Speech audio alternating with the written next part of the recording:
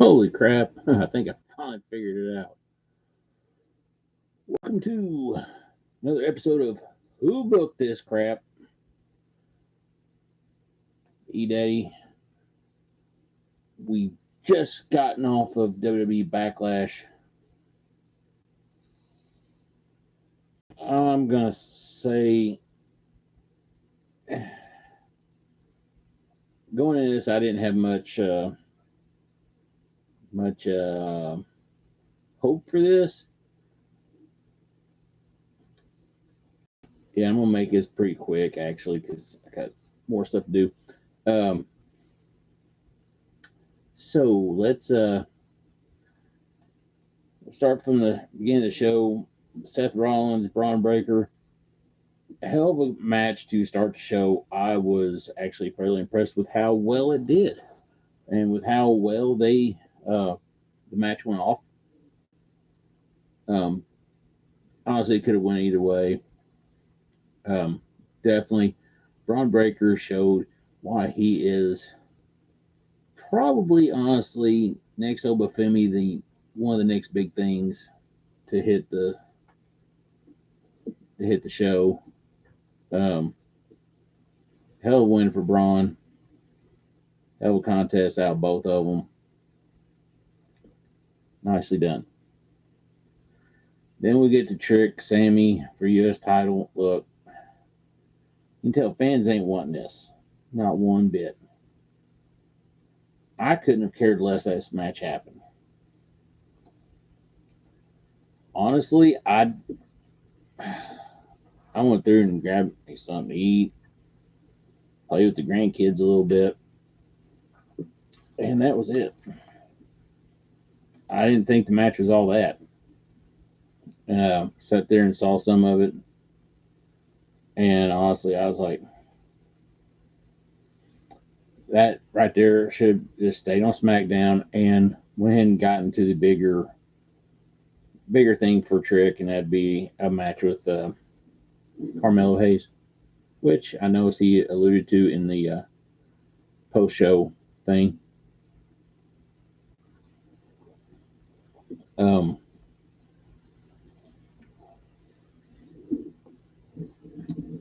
So then we get, honestly, what at this point, honestly, I felt was truly the match of the night. Asuka, Io Sky. No one cares, phone. Great match, without a doubt. And it was things afterwards that kind of made me wonder, are those two women out the door? Or is Asuka out the door? Especially with this whole thing with Kairi Sane still ongoing as far as whether she's going to stay or where she's coming back or not.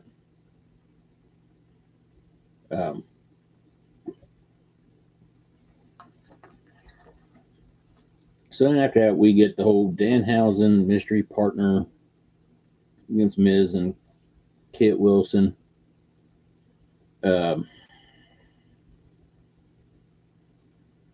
I was probably like many others. I was really hoping it'd be like somebody like CM Punk or John Cena would come out with the makeup on and be, standing on the outside of the thing.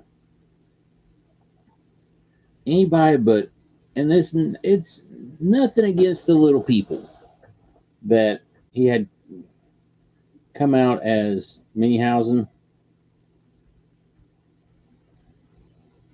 And I don't know if they were just trying for, a spot in the show to get some comedy. I mean, I said Danhausen, I've said it before.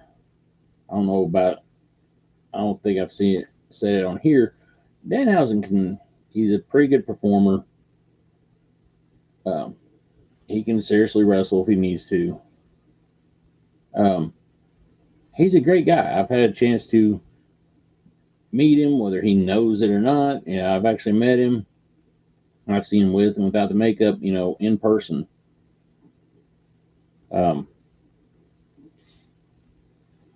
Whether he will ever admit it or not, Danhausen, and if it ain't Danhausen, it's his wife, Motu collectors.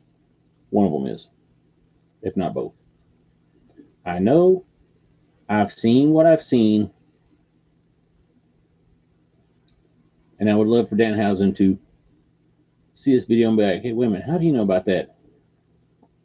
He came to Lexington Comic Con a few years ago, about a week or two after he'd had surgery on his shoulder, because he had his arm in the brace and all that half the time. Um, and his wife went through and found a mint box, Castle Grayskull, Origins one, of course. They were both fairly happy, excited to have tracked that down. I know I was going to have as many toys as what I did or do. As far as Origins go, I should have reached out and said, hey, let me hook you up. But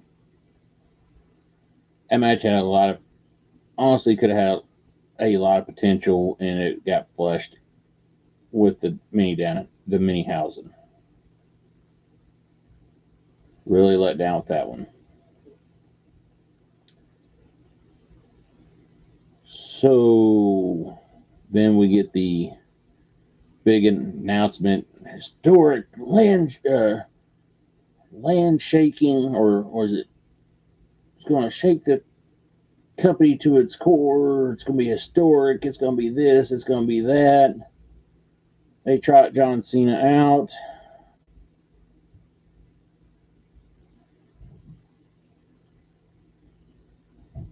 I could have went with one more match. I could have accepted TKO having him announce that WrestleMania 43 night 1 will be in Saudi Arabia, night 2 would be here in the States. I could have accepted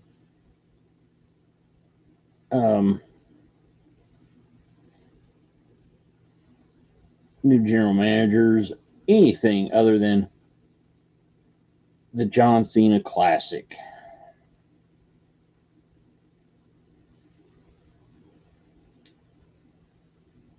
I could have done, I'm sorry, that right there, John Cena Classic sounded like something straight out of Tony Khan's playbook for AEW. That whole Continental Classic thing. So now we're going to do a John Cena Classic. I could have done without that announcement.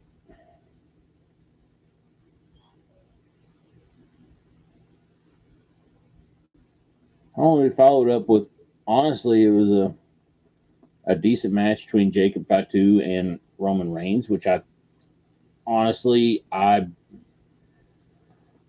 didn't have much of an expectation for this other than a back and forth slugfest, which it pretty much was.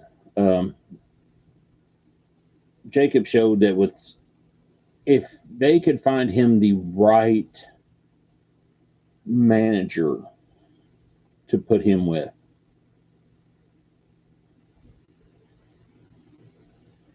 he could seriously be a force to deal with in WWE. But of course, Roman having to resort to pulling off the turnbuckle cover. I'm so tired of that spot. This spear, and then after he gets the win, Jacob, I don't know what do you want to call it. I think I heard some of the announcers in the after show going, he crashed out. I look at it like, okay, he snapped and showed the Jacob Fatu that I know I enjoyed seeing when he first came in. Unhinged.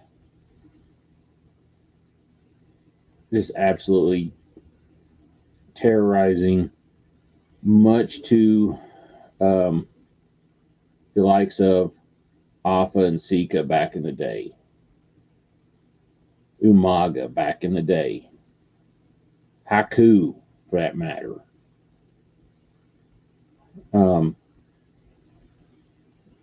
seeing that side, that Samoan, trying to think of the right word here, that Samoan rage, something we ain't seen in WWE or wrestling period in a long time.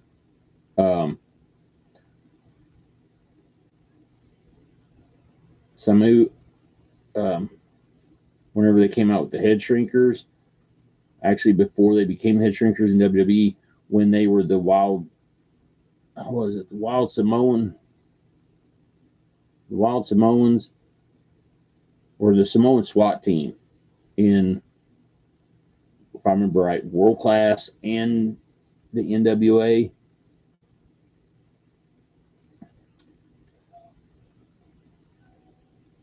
And in the AWA,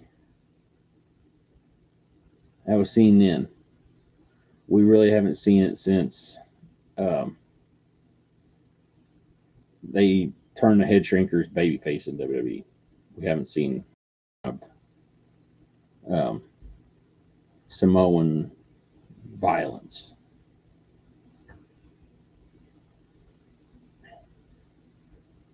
Overall, I'd give the show a C.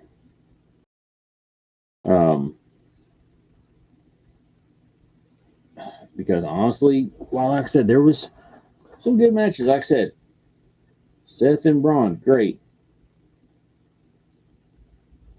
Trick and Sammy, like I said, they could have relegated that to SmackDown.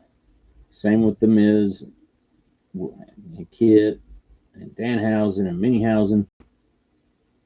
Going to SmackDown.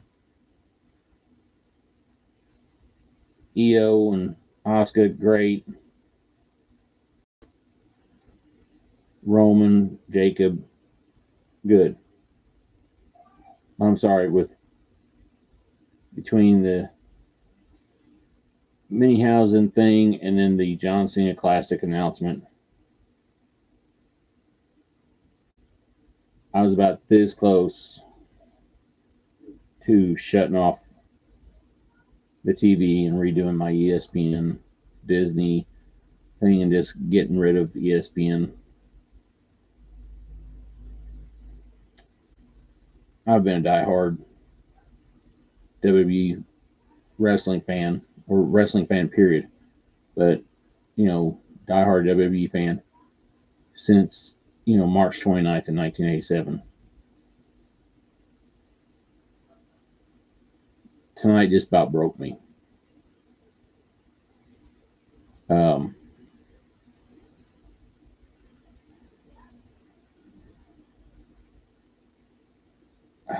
I almost put out on Twitter or on X, whatever you want to freaking call it. That was done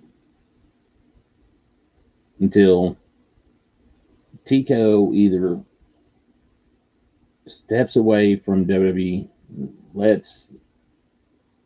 the people that was there when the company got sold from Vince to them, let them run the show. I'm talking about Paul Levesque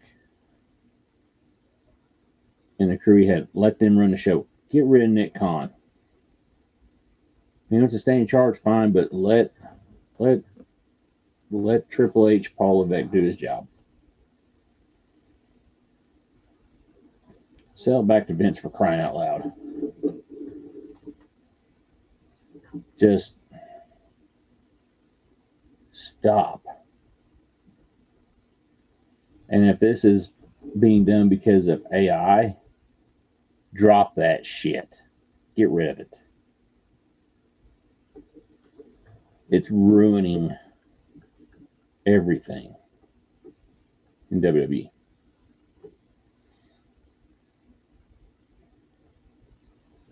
This is almost getting to that point to where it's almost like the dying days or dying months of WCW. I'm just waiting to see how long it is before we hear Tony Khan going through and saying, I bought my competition.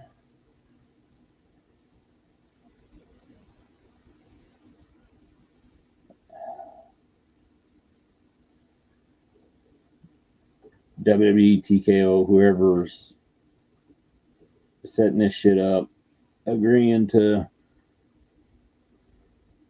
what they're doing. They just need to fucking just stop. Let people who know. Cause I mean, for a good while, I was happy with WWE product. Hell, I was excited every week. They had them sellouts. They were putting on good shows.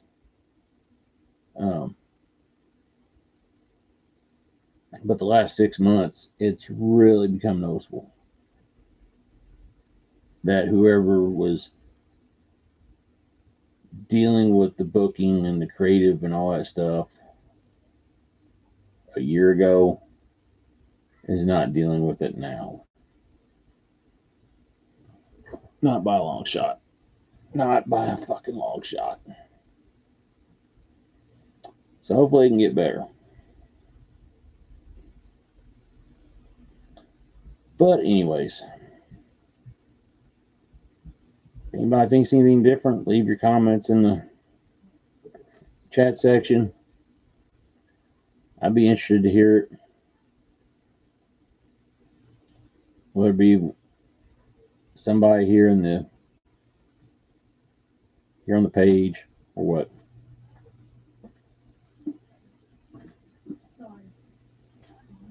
Catch everybody later.